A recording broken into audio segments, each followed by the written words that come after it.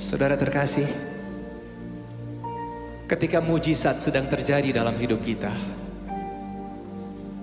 sakit disembuhkan, berkat begitu melimpah,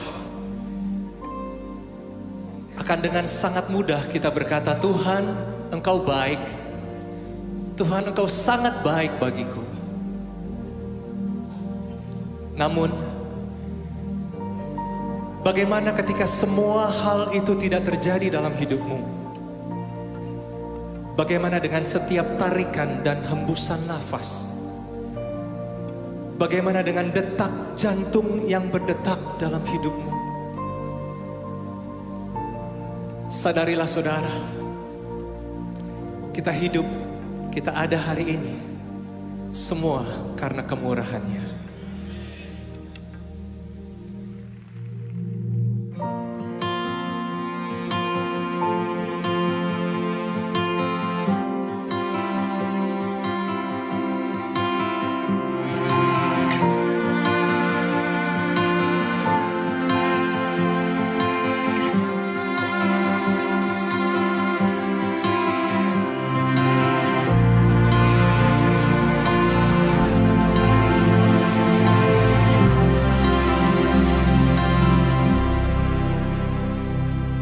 Kau hiasi kehidupanku dengan kemurahan-Mu. Kau rancangkan masa depanku penuh dengan harapan.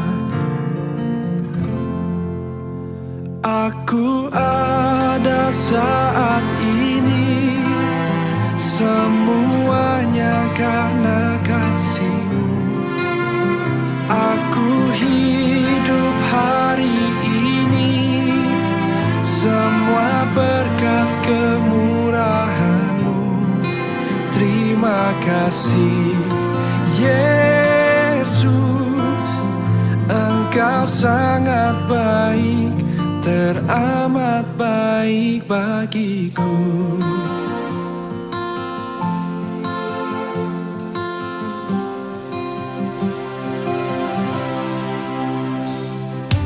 Kau hiasi kehidupanku dengan kemurahan-Mu.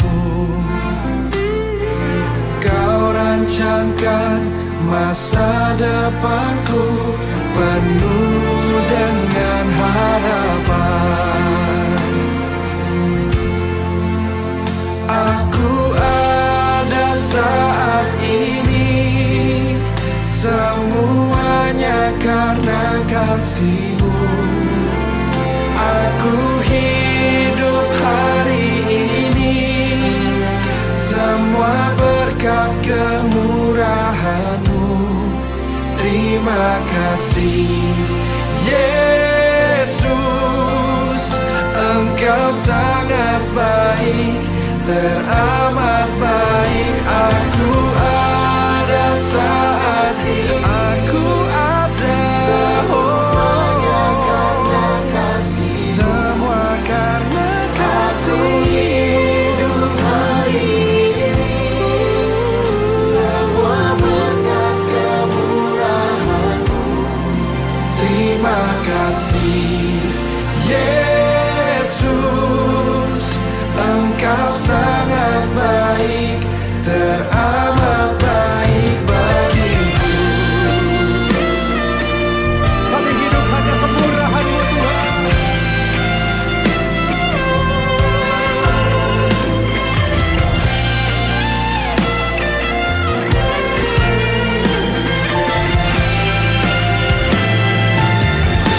Mari angkat kedua tanganmu, sama-sama katakan, aku ada saat ini, semuanya karena kasih-Mu. Aku hidup hari ini, semua berkat kemurahan-Mu. Terima kasih Yesus, Engkau sangat baik, teramat baik bagiku. Aku ada saat ini, semuanya karena kasih-Mu. Aku hidup hari ini, semua berkat kemurahan-Mu. Terima kasih Yesus. Terima kasih, terima kasih-Ku. Engkau sangat baik, hanya padamu Yesus. Engkau sangat baik, teramat baik bagiku.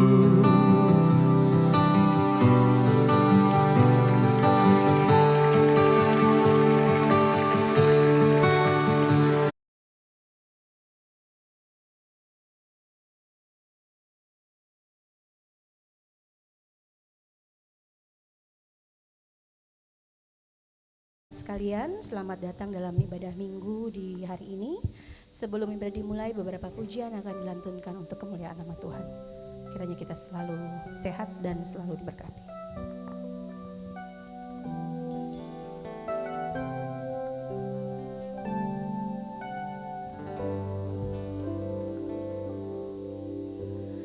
Tuhan adalah kekuatanku, bersama Dia ku tak akan goyah. Ku kan terbang tinggi bagai Raja Wali, melakukan perbuatan yang besar.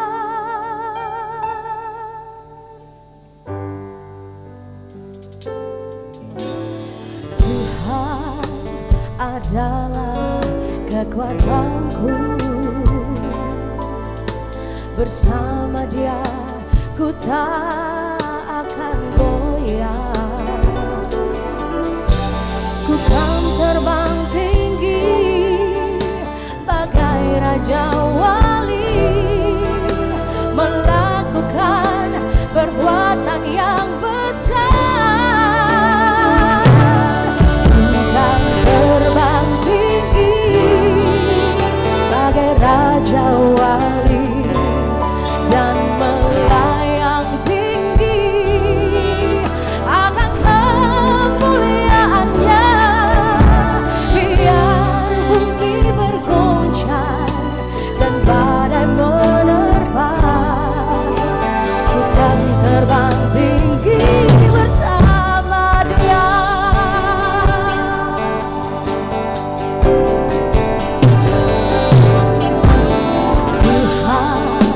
Adalah kekuatanku, bersama Dia ku tak akan goyah. Ku kan terbang tinggi bagai Raja Wali, melakukan perbuatan yang besar. Terbang tinggi bagai Raja Wali dan melayang tinggi akan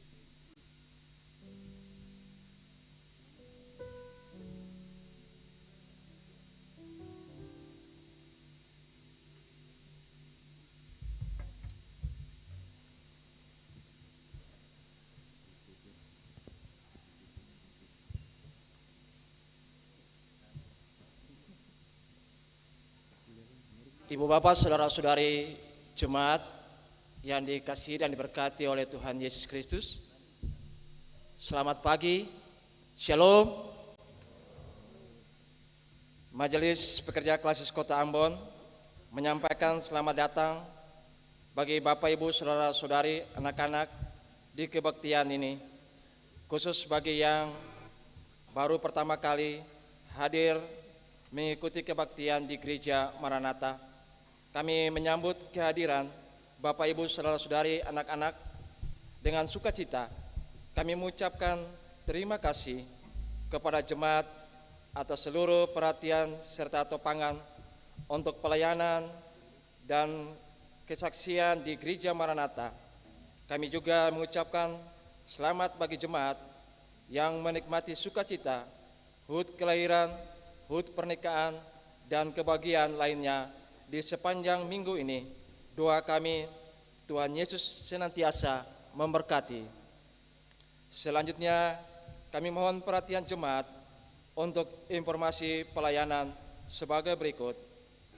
Kebaktian Minggu 25 Juni 2023 pukul 09.00 WIB dan pukul 18.00 WIB di Gereja Maranatha merupakan kebaktian perhaliran untuk persiapan perjamuan kudus Minggu 2 Juli 2023. Kebaktian perjamuan kudus Minggu 2 Juli 2023 di Gereja Maranatha dilakukan hanya satu kali pada pukul 09.00 WIB, sedangkan pukul 18.00 WIB merupakan kebaktian minggu pertama.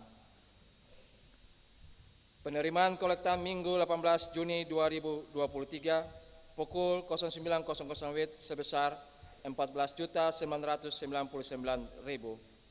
Syukur sebesar 2.869.000. Persepuluhan sebesar 2.562.700 rupiah. Dan sarana fisik sebesar 790.000 rupiah. Penerimaan kolektan Minggu 18 Juni 2023 pukul 18.00 WIB sebesar 7.399.000. Syukur sebesar 454.000. Persepuluhan sebesar 2.070.000. Sarana fisik sebesar 378.000 dan sada sebesar 260.000. Kebaktian Minggu 25 Juni 2003 saat ini dilayani oleh Pendeta Nyonya D. Tuasela.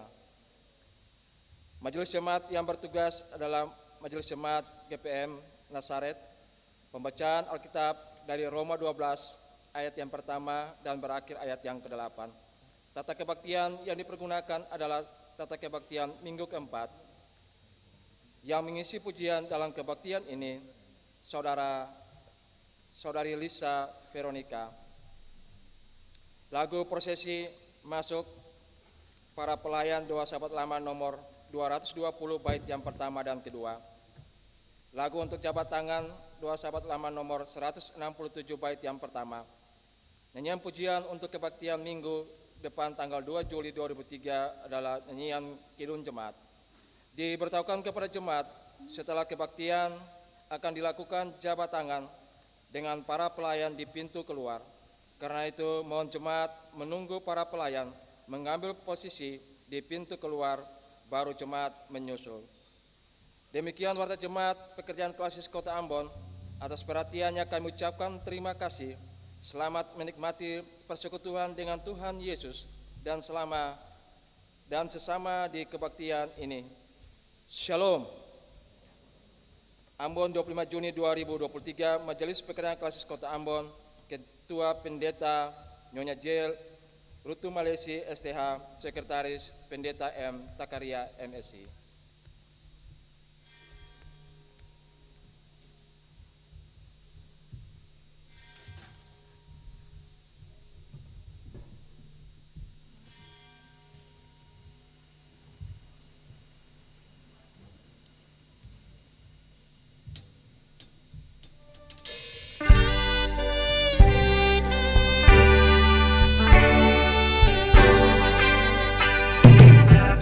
Puji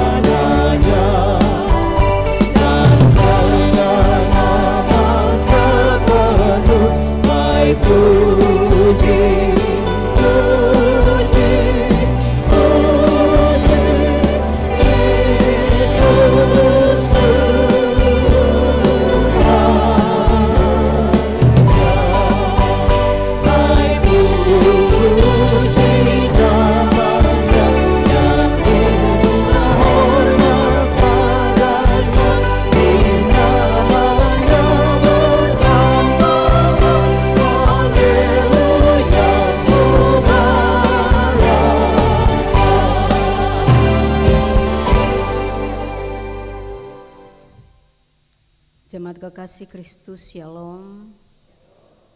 Kita akan memulai ibadah kita di pagi ini. Kita tabiskan ibadah kita. Ibadah ini berlangsung dalam nama Allah, Pencipta langit dan bumi. Yesus Kristus yang menebus dan menyelamatkan, Roh Kudus yang membaharui dan menghidupkan. Damai sejahtera Allah menyertai jemaat sekalian.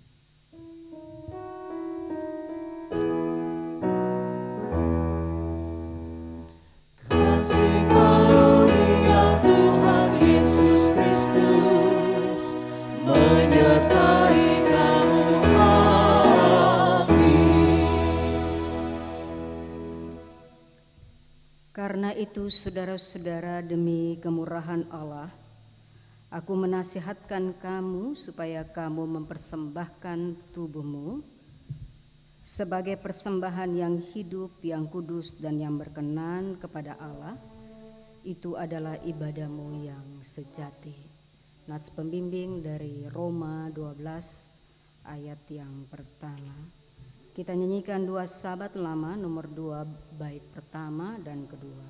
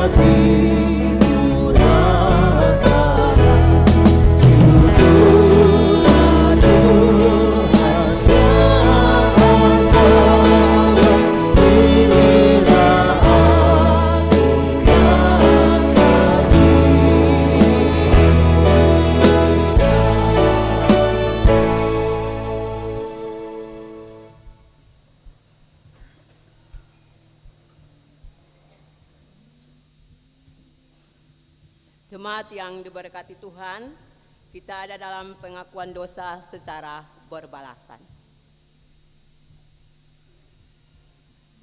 Ya Tuhan Allah kami, di tengah kenyataan hidup ini, kami mengaku bahwa kami sering tidak setia kepadamu.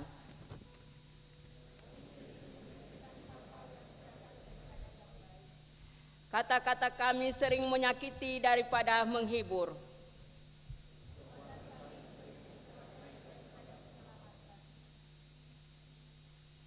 Sayanglah ya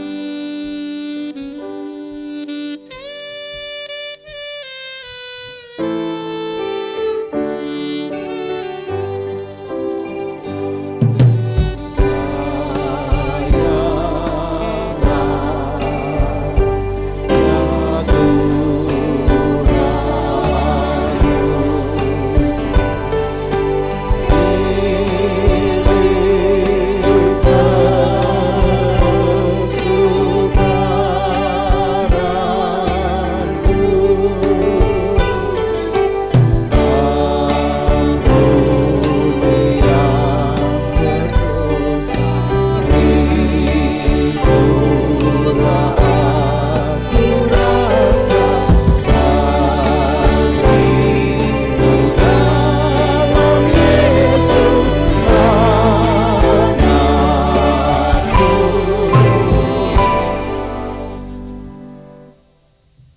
Tuhan, kami pun sering merusak daripada memelihara lingkungan hidup kami. Ampunilah kesalahan dan dosa kami, baruilah roh dan batin kami, agar pikiran, perkataan dan perbuatan kami semakin bermakna bagi seluruh ciptaan. Amin.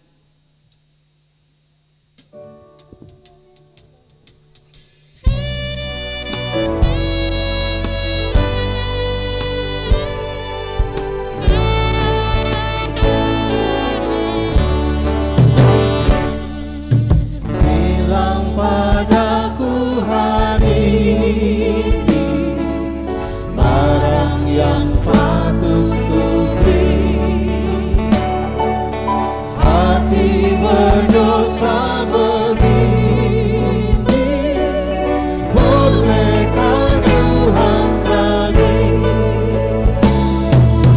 Meski dosamu pun banyak, Tuhan sucikan bersih. Hati yang Engkau hayat hendak membawa damai. Hati yang Engkau hayat hendak membawa damai.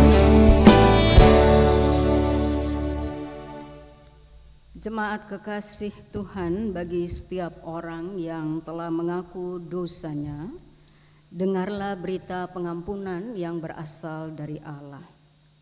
Sekalipun dosamu merah seperti kermisi, akan menjadi putih seperti salju. Sekalipun berwarna merah seperti kain kesumba, akan menjadi putih seperti bulu domba.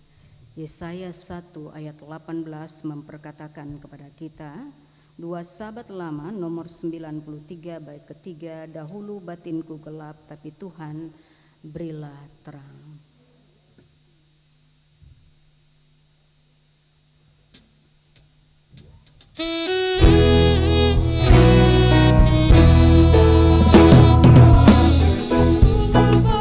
Batinku gelap, tapi Tuhan berilah terang. Sekarang aku rasa sedap, batinku beroleh senang. Sukacita dalam dunia, terus ke surga yang bakal. Puja demi Tuhan, hai betapa indahnya.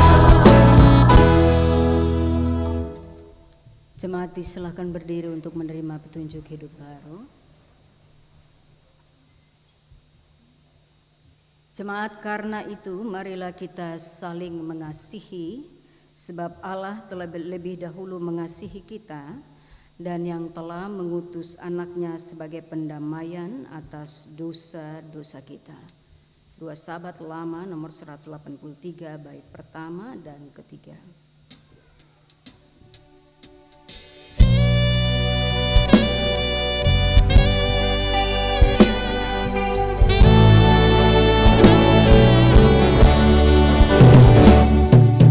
Tuhan tambah kuat dan kesucian, agar sentosa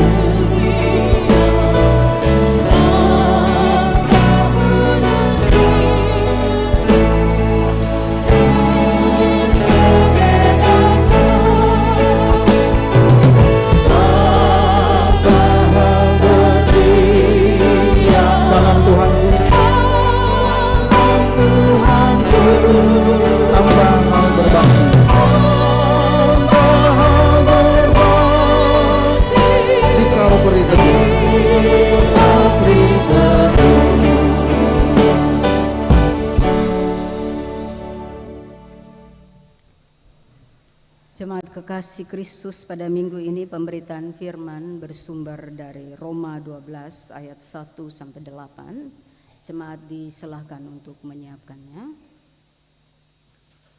Jemaat dikasihi Tuhan, kita akan membaca sabda kebenaran firman Tuhan yang menjadi dasar pemberitaan firman Tuhan bagi kita di saat ini, yaitu dari kitab Roma pasal 12 ayat pertama sampai ayatnya ke-8. Dan mendahului pembacaan dan pemberitaan firman Tuhan di pagi ini, mari kita ada dalam doa, dan sebagai pengganti doa, mari jemaat melakukan kidung jemaat nomor 56, datanglah kepadaku ya Roh Kudus.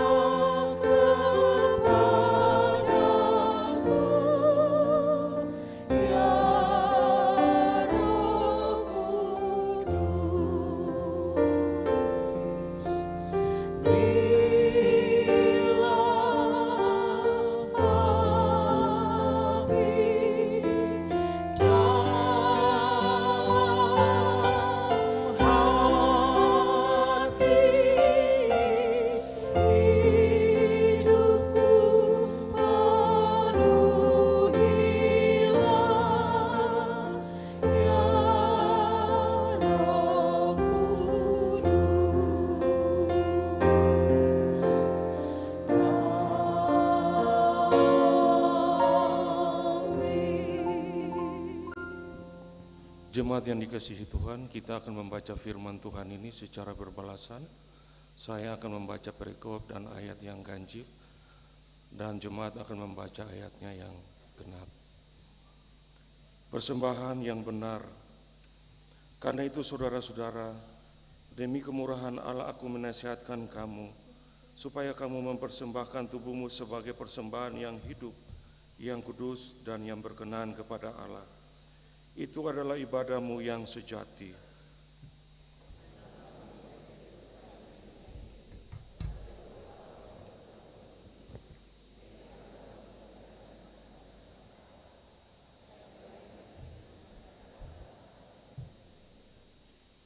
Berdasarkan kasih karunia yang dianugerahkan kepadaku, aku berkata kepada setiap orang di antara kamu, janganlah kamu memikirkan hal-hal yang lebih tinggi daripada yang patut kamu pikirkan. Tetapi hendaklah kamu berpikir begitu rupa, sehingga kamu menguasai diri menurut ukuran iman yang dikaruniakan Allah kepada kamu masing-masing.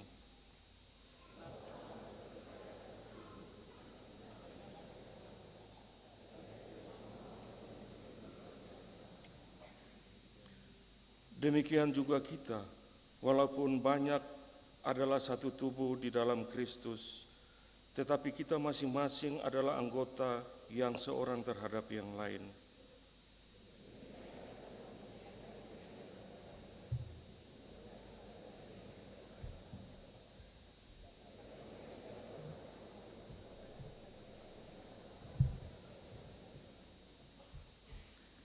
Jika karunia untuk melayani, baiklah kita melayani.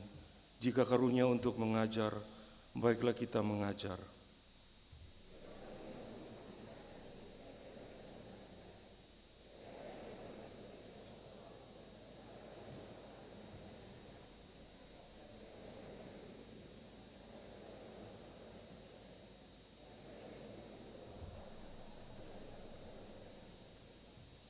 Demikian firman kebenaran yang boleh kita baca dan dengari pagi ini.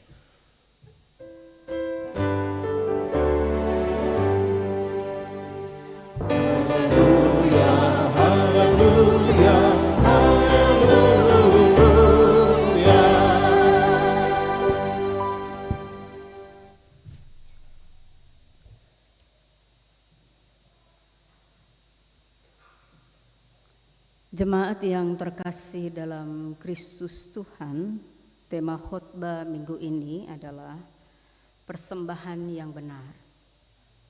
Pertanyaannya adalah, apa sebenarnya ukuran persembahan yang benar? Apa standarnya? Dan kalau ada standarnya, bagaimana seharusnya orang Kristen memberi persembahan yang benar kepada Tuhan?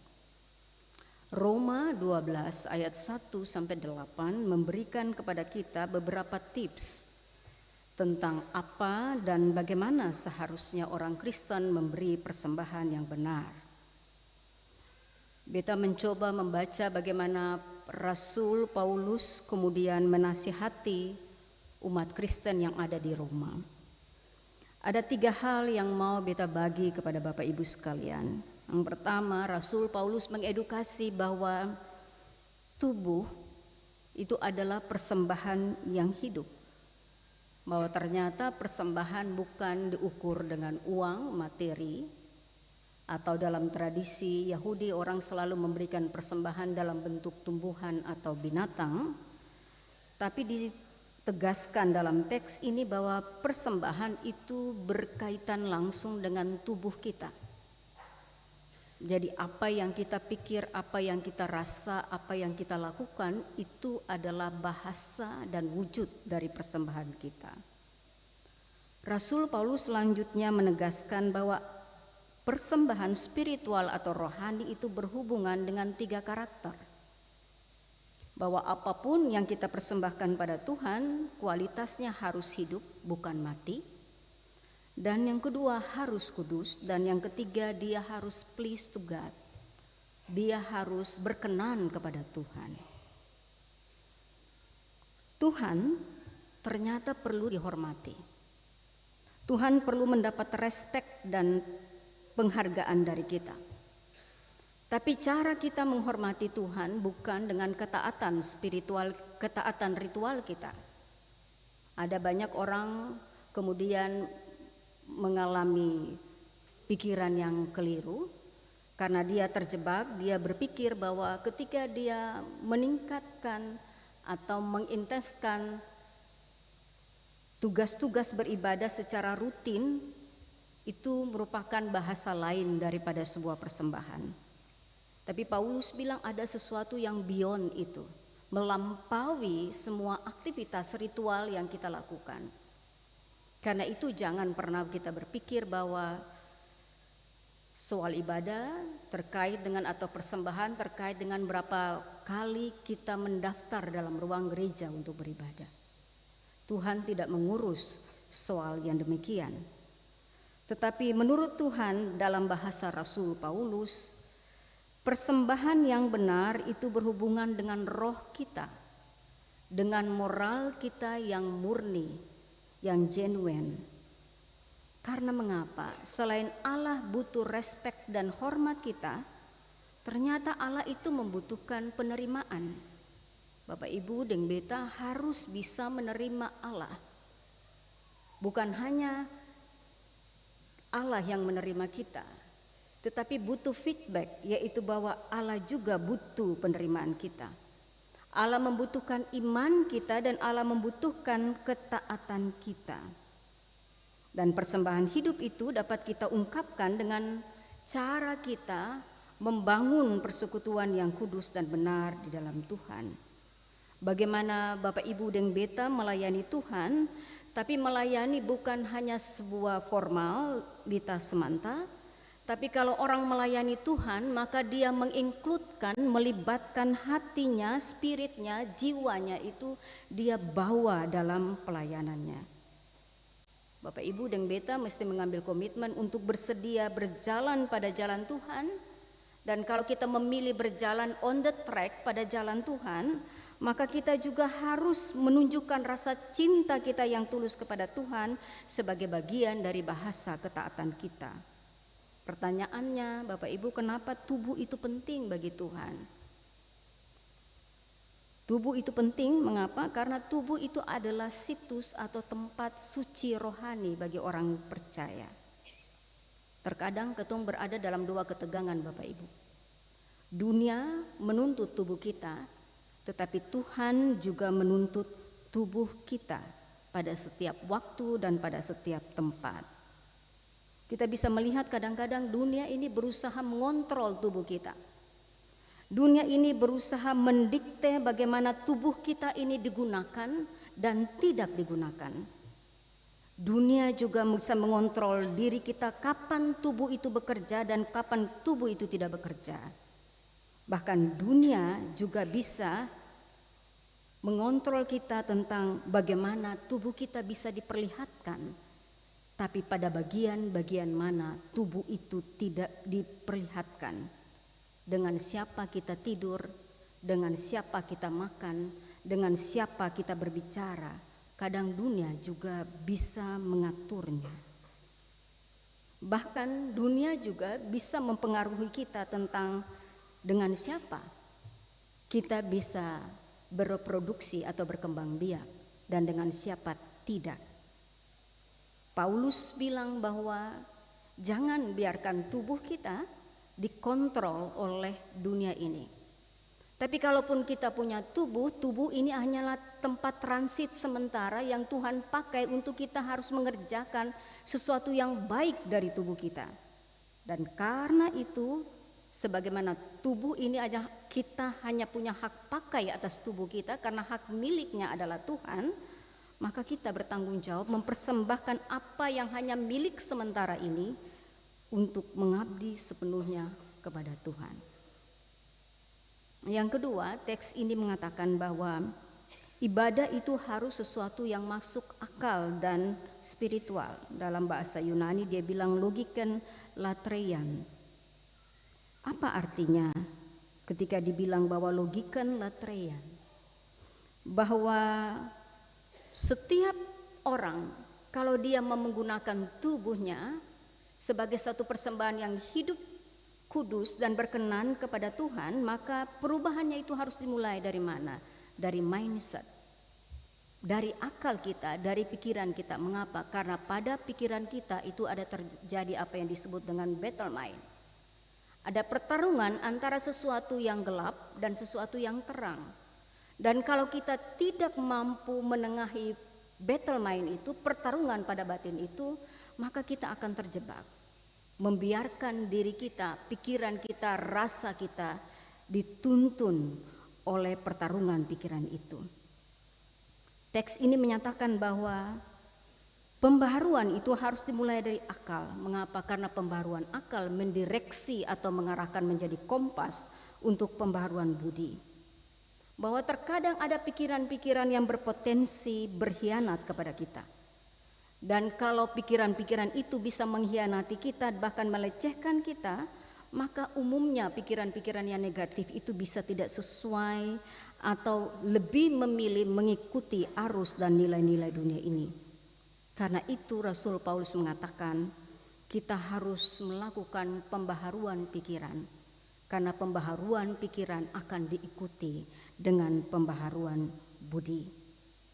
Pikiran penting. Mengapa? Karena pada pikiran dan akal kita dan pada budi kita itu merupakan situs atau tempat kita mengoreksi segala sesuatu. Tapi juga kita punya kekuatan mengubah segala sesuatu. Bapak Ibu dan Beta mengabsurd banyak hal dari apa yang ditawarkan oleh dunia. Tapi bagaimana kita menyeleksi itu? Pikiran dan hati kita harus cek recek. Mana yang harus kita terima sebagai bagian untuk menumbuhkan rohani kita menjadi sehat, tapi mana pikiran-pikiran yang toksik, beracun, yang tempatnya bukan ada di kepala kita dan di hati kita, tapi itu harus dibuang pada tempat sampah. Saudara, teks kali ini menyatakan kepada kita bahwa pikiran yang dibaharui itu akan membantu kita untuk mengarahkan apa yang kita ucapkan dan apa yang kita lakukan dan bagaimana cara kita mengetreat orang lain. Bapak Ibu, kalau kita bisa mengetreat orang lain dengan baik, itu dimulai dari mana? Dari kepala kita, dari hati kita. Kalau kepala dan hati kita baik, maka kita juga akan mengetreat dan memperlakukan orang lain dengan baik. bagaimana cara kita berbicara dengan dia, bagaimana cara kita berkomunikasi dengan dia, bagaimana cara kita memperlakukan dia setiap hari, itu penting dimulai dari kepala dan menurun ke hati. Bapak Ibu, orang Kristen kadang-kadang ketong menjadi mangsa dari nilai-nilai yang ditawarkan oleh dunia dan zaman ini. Beta kasih contoh Bapak Ibu, di zaman sekarang ketika orang membual dan menyembungkan diri itu dianggap normal. Itu nilai umum yang orang menganggap biasa-biasa saja. Tetapi kalau orang menerima kerentanan dan kelemahan orang lain, itu dianggap tidak normal. Di zaman ini ketika orang mengglorifikasi dirinya dan memuliakan diri sendiri, itu menjadi tren. Dan karena itu di mana-mana medsos dipakai untuk mempromosikan prestasi-prestasi orang, mempromosikan tentang apa yang telah ia kerjakan, dan kemudian untuk mempromosikan siapa dia. Karena ketika orang masuk misalnya di ranah medsos, maka yang orang lakukan di situ adalah dia membawa masuk ruang private-nya kepada ruang publik, dan satu saja tujuan ketika orang memposting sesuatu di medsos, yaitu orang membutuhkan pengakuan. Karena itu kalau Bapak Ibu kadang-kadang kalau ketong posting di FB, Instagram atau apapun TikTok, maka ketong akan tergoda untuk cek-recek berapa orang yang like, berapa orang yang suka, berapa orang yang komen. Dan dalam asumsi banyak orang, semakin banyak like, semakin banyak semakin banyak orang yang memberi komentar, seperti prestise diri kita naik, ego kita naik. Rasul Paulus mengatakan itu tren dunia yang ditawarkan. Tetapi menghormati orang lain itu dianggap langka saat ini. Di dunia ini orang mencari rasa hormat itu dianggap normal. Orang merendahkan orang lain itu dianggap sesuatu yang habitus. Tetapi kalau ketong belajar menghormati dan mengapresiasi orang, sekali lagi mungkin itu kebajikan yang sekarang jarang terjadi atau langka terjadi. Tapi apa tugas kita? Di antara pertentangan antara yang baik dan yang benar tadi, Bapak Ibu dan Beta harus melakukan refleksi terus-menerus, perenungan terus-menerus, supaya kita bisa membedakan apa yang baik dan apa yang salah, dan kita memutuskan pada jalan mana kita berpijak. Umat Kristen hanya bisa melakukan itu kalau kita memiliki roh, kalau kita diberdayakan dengan roh, sehingga kita bisa mengungkapkan apa yang baik. Yang baik bukan hanya menurut standar kita, tapi juga menurut standar Tuhan. Kita bisa melakukan apa yang diterima oleh Tuhan dan dinilai sempurna oleh Tuhan, untuk mengubah hidup kita, mengubah pikiran kita, mengubah batin kita, dan itu kemudian memberi inspirasi supaya kita bisa menjadi orang-orang Kristen yang berani dan resilience, yang berani dan tangguh bersikap berbeda, kendati jalan itu jalan sepi, tapi kita tahu bahwa jalan sunyi dan sepi itu adalah jalan yang benar. Yang ketiga, jemaat, Rasul Paulus bilang begini, bahwa setiap orang itu ternyata bersifat karismatik. Bapak Ibu dan Beta, ketika ketong lahir di dunia ini dengan purpose dari Tuhan, dengan tujuan dari Tuhan, setiap orang punya karisma dan karunia tertentu. Mengapa? Karena lewat karisma dan karunia yang kita miliki, yang taken for granted dari Tuhan, itu adalah media atau cara seseorang untuk mempersembahkan ibadah yang sejati kepada Tuhan. Karisma yang Tuhan berikan bagi Beta, kepada Tuhan berikan kepada Beta, berbeda dengan yang Tuhan berikan kepada Bapak Ibu sekalian. Karena itu dikatakan bahwa kalau karisma semua orang itu berbeda, kita unik pada diri kita sendiri. Karena itu jangan tergoda untuk membandingkan diri kita dengan orang lain. Bapak Ibu, kalau ketong membandingkan ketong diri dengan orang lain, ketong karisma dengan orang lain, ada dua kemungkinan di situ. Kemungkinan yang pertama adalah beta akan merasa minder dari orang lain, karena beta mengukur bahwa orang itu punya karisma atau talenta jauh lebih tinggi, jauh lebih expert, dan beta ini bukan apa-apanya. Tapi kemungkinan yang kedua, mentalitas yang muncul adalah kita akan menjadi orang yang arogan. Mengapa? Karena kita menstandarkan orang rendah dan ego kita mulai diberikan nutrisi hari demi hari. Mengapa Tuhan menciptakan kita unik dan beragam? Karena itu dipakai untuk membangun persekutuan, bukan untuk memecah belahkan, apalagi untuk show off atau untuk menyombongkan diri. Paulus menekankan tentang unsur semua orang di dalam Injil ini memiliki karunia dan karisma yang setara antara satu dengan yang lain, dan kalau itu setara, maka itu harus digunakan untuk membangun kesatuan tubuh Kristus. Paulus mengimani bahwa Paulus menyatakan kepada kita Bapak Ibu bahwa ia telah menerima karisma dari Tuhan, karunia dari Tuhan. Tapi dia juga sadar bahwa kalau Tuhan memberikan karisma dan karunia kepada dia, karisma dan karunia yang sama Tuhan berikan juga kepada orang lain. Dan karena itu Paulus tidak mau menjadi orang yang takabur. Takabur dengan menjadikan segala kepemilikan karisma itu sebagai kesempatan untuk memuliakan dirinya dan bukan memuliakan Tuhan. Kita tidak boleh mengurutkan ukuran-ukuran iman yang telah diberikan kepada kita. Mengapa? Karena setiap karisma itu berfungsi berbeda supaya orang lain tidak ada yang lebih baik daripada yang lain. Gambaran tentang tubuh bahwa banyak anggota tetapi satu tubuh ini juga dibicarakan Paulus. Bapak Ibu ketum bisa lihat itu di 1 Korintus 12, teks yang familiar bagi kita. Bapak Ibu, karunia-karunia yang disebutkan dalam teks ini bahwa ketika Tuhan memberikan karunia-karunia itu, ada orang yang memiliki karunia dalam pelayanan, ada orang yang diberikan karunia untuk mengajar, ada orang yang diberikan karunia untuk menasihati, ada orang yang diberikan karunia untuk bermurah hati kepada orang lain, dan ada orang yang diberikan karunia untuk berdonasi dengan orang lain. Mengapa? Karena karunia-karunia yang beragam itu membuat kita terhubung antara satu dengan yang lain. Kalau semua orang punya karunia untuk menyanyi, lalu siapa itu yang menjadi pendengar? Kalau semua orang punya karunia untuk memimpin, lalu siapa itu yang mau dipimpin? Kalau semua orang punya karunia untuk mengajar, lalu siapa itu yang mau diajar?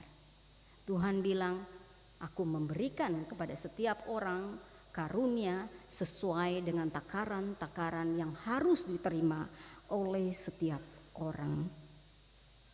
Bapak Ibu, karunia itu atau karisma itu harus gunakan dengan menekankan beberapa nilai.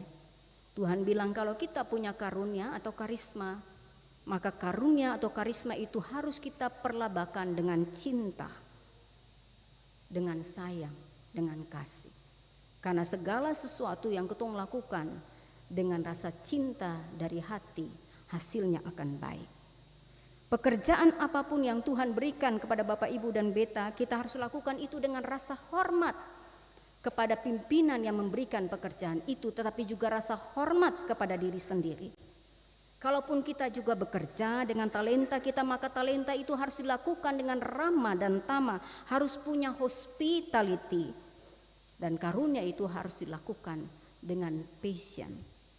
Bapak Ibu dan Beta punya dunia kerja yang beragam.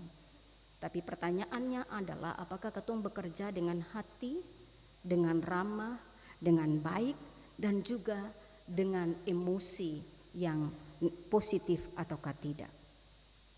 Bapak Ibu, Beta mau mengakhiri khotbah ini dengan beberapa pesan kepada kita. Semoga ini menjadi panduan di minggu ini. Pesan yang pertama, marilah Bapak Ibu dan Beta katong memberikan persembahan rohani yang terbaik bagi Tuhan. Jangan memberikan persembahan-persembahan yang bersifat materi dan jasmani atau yang bersifat sesuatu yang melekat pada fisik kita. Tapi apapun yang kita persembahkan, baiklah persembahkan itu dengan spirit, motivasi, dengan roh yang benar. Persembahan rohani yang berdampak bagi pembangunan tubuh Kristus. Yang kedua, Bapak Ibu, Tuhan bilang kepada ketong, marilah mengutamakan pembaruan akal karena itu akan menjadi kompas untuk pembaharuan budi kita. Dan yang ketiga, Bapak Ibu, terakhir, firman ini memberikan pesan bahwa setiap orang, Bapak Ibu dan Beta yang ada di sini maupun di luar gereja, katong punya karisma dan karunia yang berbeda-beda. Maka pakailah itu untuk memuliakan nama Tuhan dan bukan pamer diri. Karena kalau ketong tergoda untuk pamer diri, maka ketong mencuri dan mengambil kemuliaan Tuhan. Beta menutup khotbah ini dengan satu kisah sederhana. Bapak Ibu, ada seorang perempuan muda, dia berusia 20 tahun, dia bernama Elena Frings. Ada yang menarik dari perempuan muda ini, Bapak Ibu, dia diberitahu dokternya bahwa hatinya itu cacat. Hatinya itu tidak bisa bekerja normal seperti orang normal biasanya.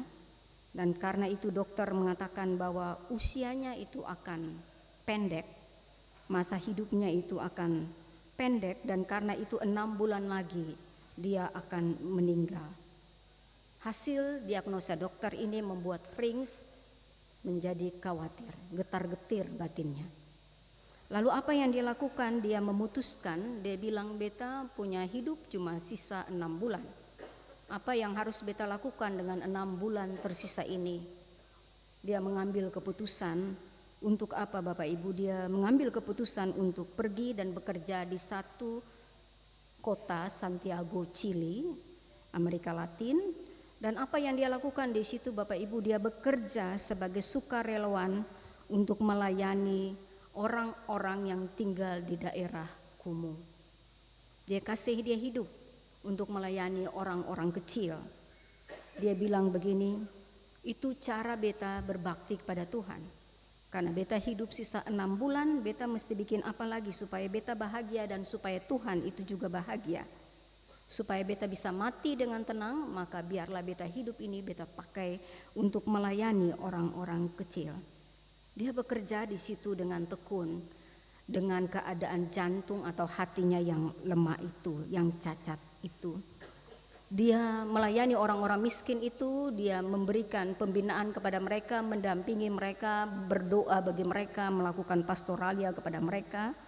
Lalu akhirnya karena pengalaman dia melayani orang-orang kecil itu, dia diundang ke New York. Dia diundang ke sana untuk memberikan ceramah tentang bagaimana dia seorang yang sakit tapi memberikan sisa hidupnya untuk melayani orang-orang kecil. Ternyata ketika dia di New York, dia bertemu dengan seorang dokter ahli bedah. Dan dokter ahli bedah itu memberikan kepada dia bagaimana solusi supaya menangani tentang cacat hatinya itu. Dia dioperasi dan hatinya yang cacat itu pulih dan normal kembali. Elena Frings sekarang dia kembali ke Amerika Latin setelah sembuh. Dan apa yang dia lakukan? Dia kembali melanjutkan misinya untuk melayani orang-orang miskin dan kecil di pinggiran kota. Bapak Ibu dan Beta belajar dari Frings bahwa ternyata kabar kematian yang diberikan kepada Frings dari dokter, Tuhan mengubahnya, arah hidupnya menjadi kehidupan yang lebih baik. Bahkan yang dia sangka hidupnya hanya 6 bulan, Tuhan memperpanjang usianya karena niat hatinya yang baik, berbuah kebaikan kepada banyak orang. Dia menjadi contoh dan role model bagi Bapak Ibu dan Beta. Atau punya banyak fasilitas hidup, kenyamanan. Tapi Tuhan bilang, kenyamanan dan fasilitas hidup yang Tuhan berikan, apakah bisa kita pakai untuk memuliakan Tuhan ataukah tidak? Karena Bapak Ibu dan Beta tidak tahu kapan Tuhan datang far ketong masing-masing. Kalau ketong tidak tahu kapan Tuhan datang dan waktu Tuhan untuk ketong, selama masih bisa bernafas, pakailah itu untuk memuliakan Tuhan, menabur kebaikan dan senantiasa hidup berkenan kepadanya. Amin.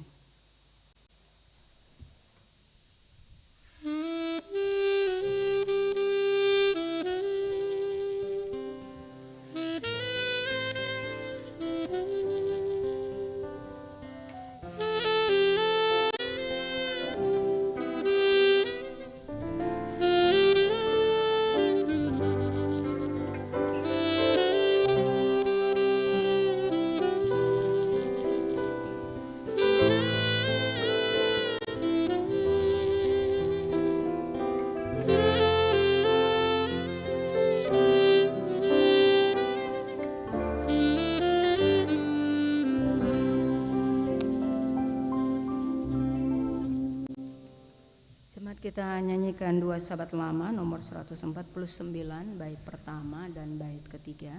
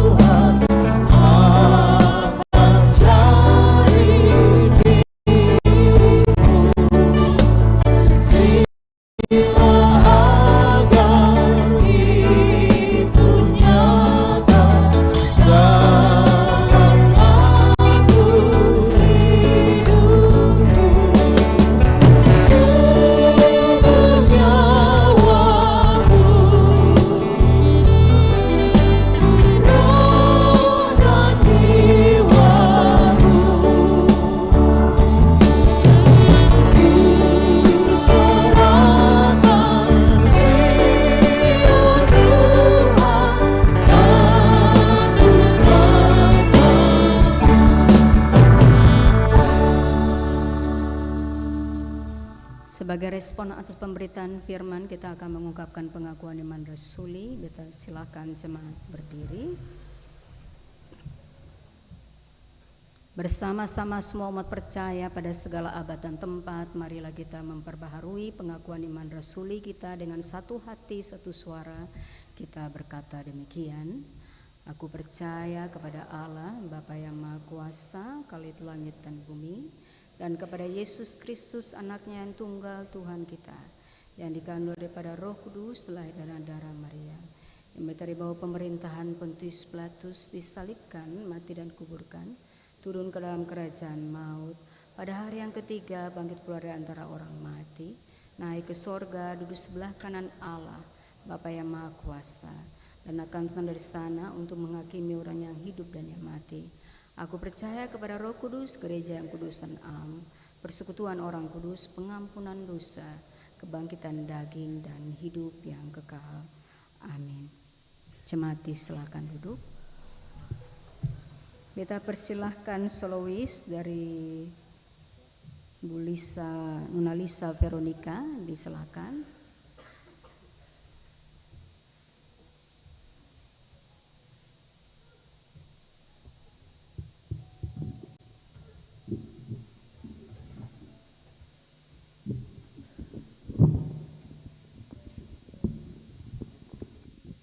Shalom, selamat hari Minggu. Semoga pujian ini menyenangkan hati Tuhan dan menjadi berkat buat kita semua.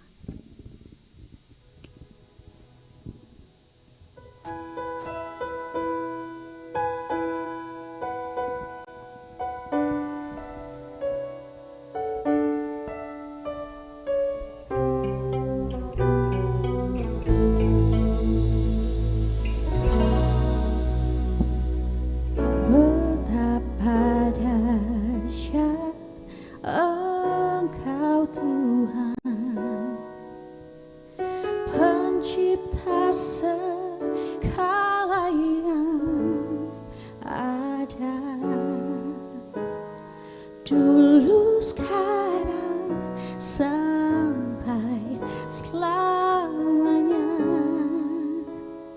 hanya Engkau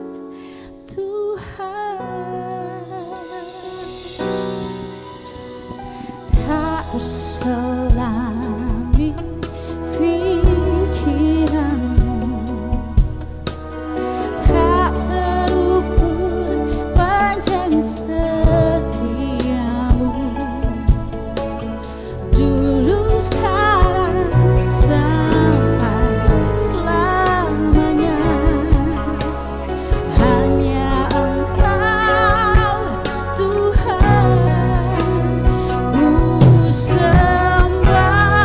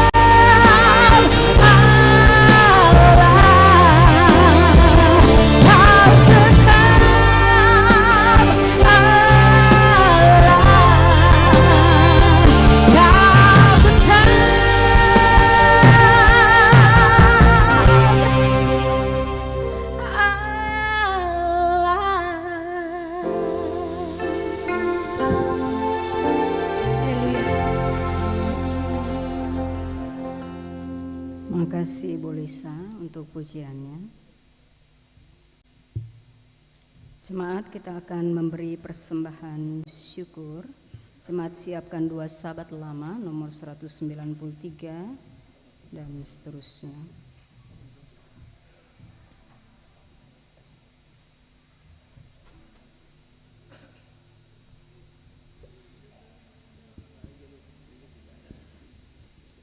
Jemaat, saatnya kita akan memberikan persembahan syukur kita. Untuk itu dengarkanlah anjuran Alkitab. Tuhan telah menganugerahkan berkat dalam hidup kita. Karena itu, marilah kita bersyukur kepada-Nya dengan memberikan persembahan syukur hari ini. Tuhan memberkati kita.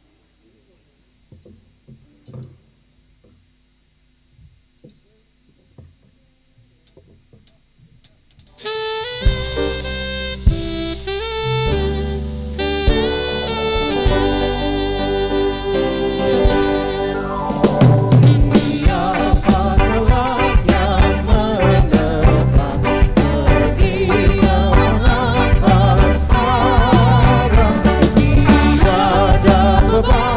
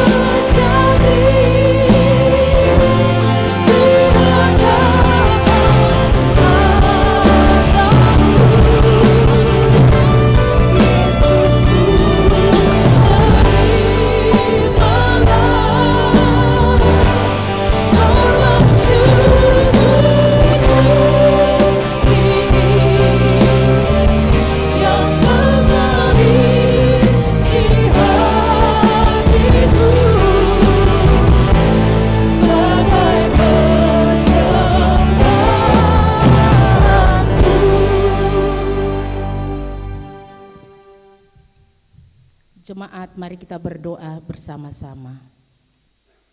Semua yang kami terima asalnya daripada-Mu ya Allah. Semua yang kami harapkan berasal dari kasih-Mu ya Kristus. Mampukanlah kami hidup untuk mengalirkan kasih dan berkat bagi seluruh ciptaan-Mu. Amin.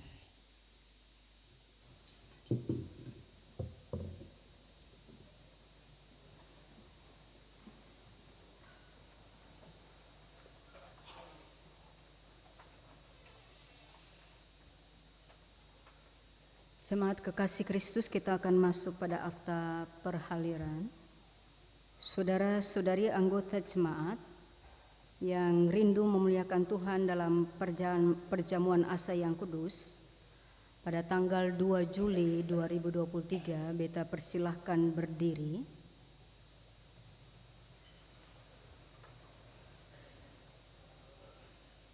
Untuk menjawab bersama-sama di hadapan hadirat Allah yang kudus keempat soal ini.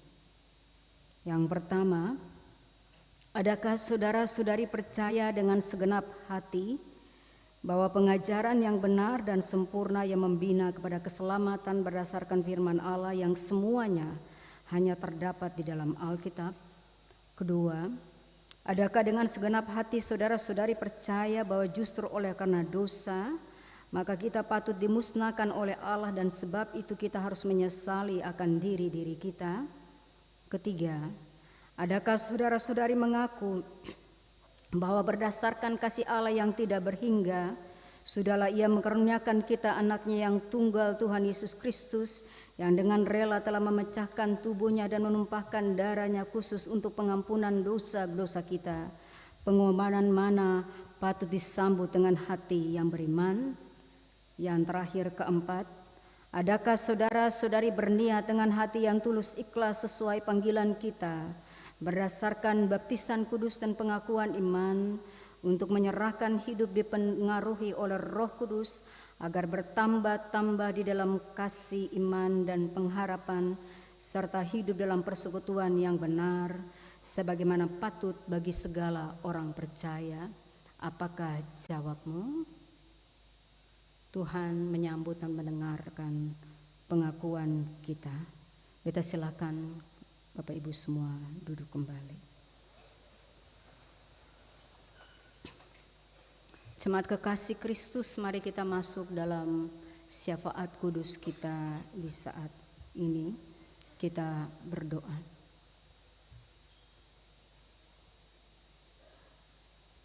Kami memilih merendahkan diri di hadapan hadirat Allah yang kudus sebagai tanda rasa hormat dan penghargaan kami yang tertinggi kepada ketritunggalan Allah sebagai Bapa, Ibu, Anak, dan Roh Kudus. Engkau memberikan satu nilai berharga bagi kami di minggu ini, supaya kami mempersembahkan tubuh kami sebagai persembahan yang hidup, kudus, dan berkenan kepadamu. Kami mohon biarlah kekuatan roh menyanggupkan kami supaya kami menjadi penyembah-penyembah yang benar. Dan sanggupkanlah kami untuk melipat gandakan karunia pada diri kami. Dan kami yakini sungguh bahwa karunia yang beragam itu membuat kami terkoneksi satu dengan yang lain untuk membangun persekutuan dalam tubuh Kristus. Berdoalah kami, biarlah Tuhan memberkati kami sebagai persekutuan umat, dari janin dalam kandungan sampai orang tua yang beruban putih. Diberkatilah kami dengan rahmat dan cinta ilahi-Mu. Kami mendoakan bagi kami sebagai anak-anak, berikanlah kami pertumbuhan yang baik, baik secara fisik, rohani, moralitas, dan kepribadian kami. Bagi kami sebagai orang muda, kami mohon biarlah kemudaan kami pakai untuk memuliakan Tuhan. Biarlah kekuatan Roh Kudus itu mengarahkan kami pada jalan yang baik dan benar. Keputusan dan komitmen hidup kami adalah untuk memuliakan Tuhan. Bagi kami sebagai orang tua, kami mohon biarlah kekuatan kasih karunia Tuhan menyanggupkan kami menurun alihkan nilai-nilai kebenaran dan keadilan kepada anak, cucu, dan cece kami. Kami percaya bagi kami yang lanjut usia, keubanan adalah tanda kehormatan. Jadikanlah kami sebagai tiang penyangga yang kuat bagi keturunan-keturunan kami. Berikanlah keharmonisan dalam keluarga kami, karena di mana ada persaudaraan yang rukun, Engkau mencurahkan berkat-Mu berlimpah atas kami. Kami mendoakan ya Tuhan, bagi mereka yang bersyukur atas pertambahan 1 tahun usia maupun pernikahan, kasih dan cinta Tuhan bertambah-tambah atas setiap pribadi dan keluarga. Bagi kami yang sakit, kasih karunia Tuhan menyembuhkan dan menyelamatkan kami. Bagi kami yang menanggung beban yang berat, minta Tuhan berkenan memberikan bahu-Mu untuk memberikan kekuatan rohani dan fisik bagi kami. Kami mendoakan kehidupan kami seutuhnya ke dalam tangan kasih Tuhan. Biarlah kasih dan cinta Tuhan selalu ada dan disempurnakan di dalam dan melalui kami. Atas pekerjaan kami yang menguras pikiran dan tenaga, disitulah janji berkat Tuhan tersedia. Kami berdoa bagi gereja-Mu yang melakukan tanggung jawab misi dalam tugas persekutuan, kesaksian, dan pelayanan. Gereja Protestan Maluku yang mewadahi semua klasis, secara khusus klasis Kota Ambon dengan semua jemaat yang ada di bawah naungan pelayanan. Kami mendoakan semua pimpinan gereja dan hamba Tuhan. Biarlah diberkati dengan wibawa rasuli-Mu, kuasa-Mu menyertai semua hamba dan pelayan Tuhan, supaya tanggung jawab rasuli itu dipakai untuk memuliakan Tuhan. Bagi penatua, diaken, kolektan, tuagama, semua fungsionaris gereja, tenaga multimedia, prokantor, dan siapapun yang Tuhan pakai di depan maupun di belakang layar, kami mohon kasih dan cinta Tuhan memeluk kami, dan biarlah kehadiran kami bermanfaat bagi gereja-Mu di tengah-tengah dunia ini. Kami mendoakan bagi agenda gerejawi yang dilakukan dalam jangka pendek maupun jangka panjang. Minta kasih karunia Tuhan menjadikan program dan agenda gerejawi itu sebagai wadah dan instrumen untuk membangun pertumbuhan dan perkembangan rohani jemaat seanterunya. Kami mendoakan kegiatan percasmi yang berlangsung pada tanggal 26 sampai 29 Juni, kasih dan cinta Tuhan menyertai. Kami mendoakan pemerintah yang bermitra dengan gereja. Diberkatilah semua aparatur pemerintahan, politisi, atau siapapun sebagai anak-anak Tuhan yang Tuhan pakai dalam tanggung jawab di kancah perpolitikan maupun birokrasi pemerintahan. Hikmat dan kasih karunia Tuhan menyertai mereka, supaya mereka menjadi terang bagi banyak orang lewat tanggung jawab pelayanan bagi kemaslahatan orang banyak. Ibadah yang kami gelar di pagi ini, semua orang yang berpartisipasi secara aktif dan pasif, biarlah ibadah kami menjadi persembahan yang hidup, kudus, dan berkenan kepadamu. Inilah doa dan syafaat yang kami persembahkan kepadamu. Izinkanlah kami mengakhiri syafaat kudus ini dengan mengucapkan doa Bapa kami secara bersama. Bapa kami yang di sorga, dikuduskanlah nama-Mu. Datanglah kerajaan-Mu, jadilah kehendak-Mu di bumi seperti di sorga. Berilah kami pada hari ini makanan kami yang secukupnya, dan ampunilah kami akan kesalahan kami, seperti kami juga mengampuni orang yang bersalah kepada kami. Dan jangan bawa kami ke dalam pencobaan, tapi lepaskanlah kami daripada yang jahat. Karena Bapa yang punya kerajaan dan kuasa dan kemuliaan sampai selama-lamanya. Amin. Jemaat kita masuk pada pengutusan dan janji penyertaan. Kita persilahkan jemaat berdiri. Kita menyanyikan nyanyian 2 Sabat Lama 176 bait pertama dan kedua.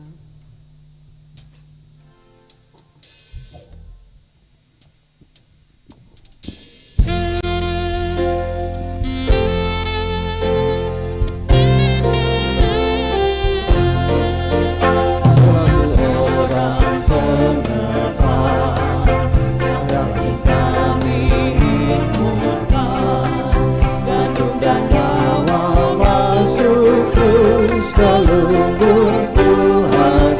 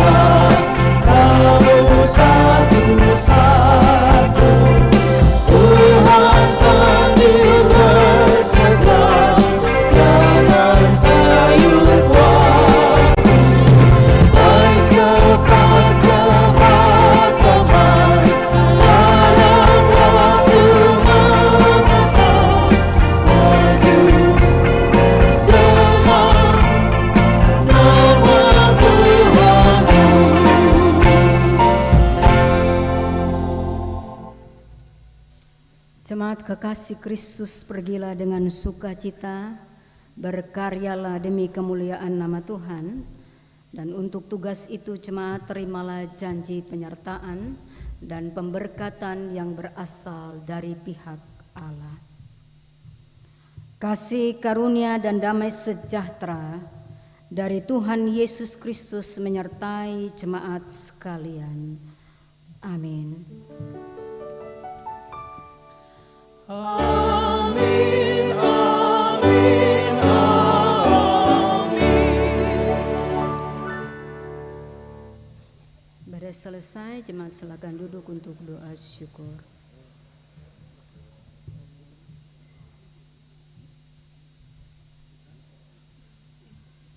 Selamat hari Minggu bagi kita sekalian. Tuhan memberkati dan kita bisa beramah-tamah satu dengan yang lain. Shalom.